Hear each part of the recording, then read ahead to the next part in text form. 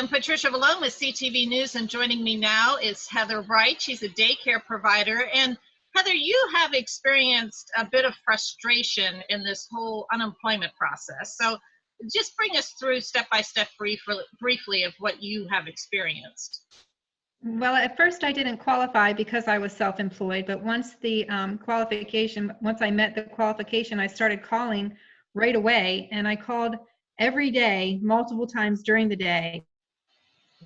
And it would either ring busy or I would get a recording stating that I would need to call back later due to the high volume of calls, which was understandable at first. And this was weeks ago, back at the end of March. And I have called every single day, multiple times a day. And then on the 24th, they allowed us to file online, which I did. 7 o'clock that morning I was on, and at 7:09, the system crashed and I was back to square one. And I've been trying to file every single day since then, and have just come across roadblock after roadblock. It is so incredibly frustrating. And you've been doing this now since March, you said, mid-March? The end of March, yes. When they said that the CARES Act went through and that providers and self-employed people could qualify, but would need to call. We couldn't do it online. So that's when I began calling every day. Okay, and you've never once gotten through on the phone. So the only hope you had, or the only process that you've been able to complete, was the actual application process.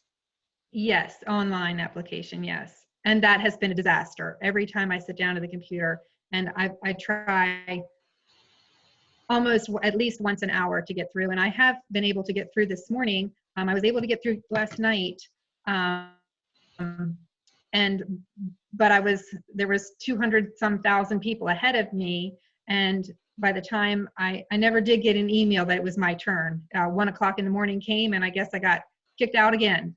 So I tried first thing this morning, and I think there's 1,000 or so people ahead of me at this point, and I'm just still waiting for my turn. It's been over a month. How has that process changed since you started? I mean, is it grown just more frustrating for you?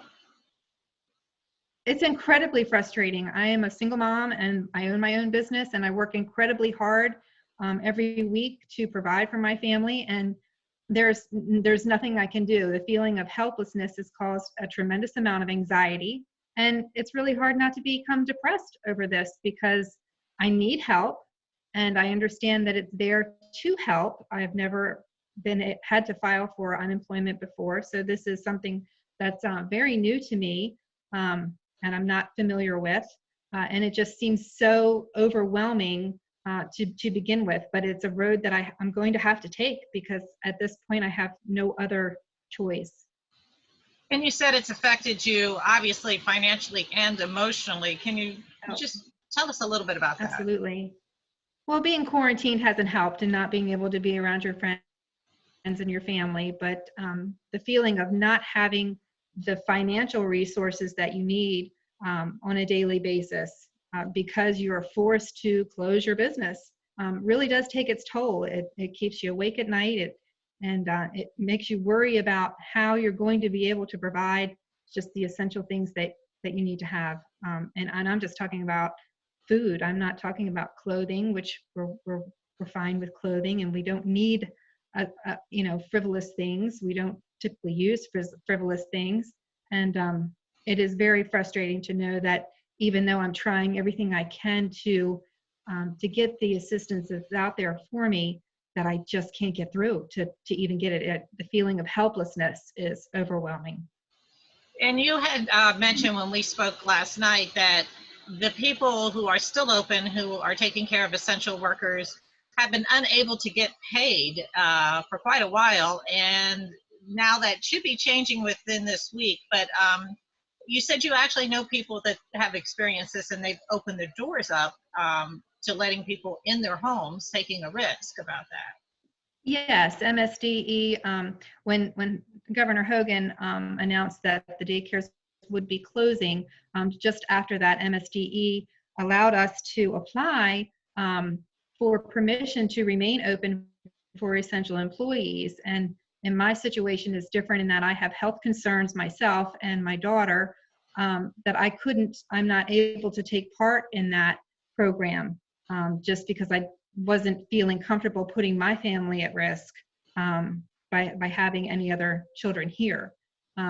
So the fact that I wasn't able to take part in that program has left me with no other choice but to seek out some other sort of assistance. They haven't been paid as of yet, but I understand the comptroller has made great lengths in trying to make that happen for providers.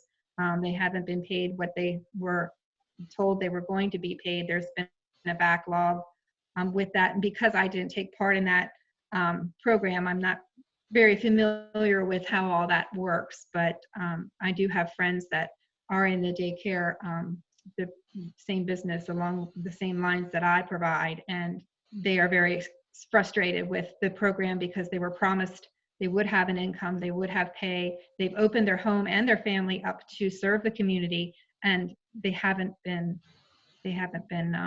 paid for their time and effort. Right, and this is a field that you were mentioning. You're a single mother yourself. Are a lot of single mothers in this particular field of daycare as well? In the area, yes. In this area, I'm on the eastern shore of Maryland, and there are quite a few in the same program that I am that are single. And that creates obviously an undue burden on all of you, in addition to everything else that's going on. Yes. Oh, absolutely. We don't have another income to rely on. All right. Well, we wish you the best, Heather, and hopefully you'll get some kind of relief in the near future here. I hope so. Something has to be done. There's thousands and thousands of people in the same boat that I am, and we are all we're all just waiting for our turn. I hope it happens soon.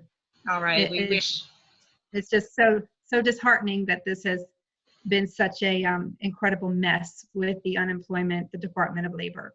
It's a shame and unfortunate. All right, Heather, well, we wish you the best, and please stay safe, you and your daughter. Thank you, Patricia. It's good to see you.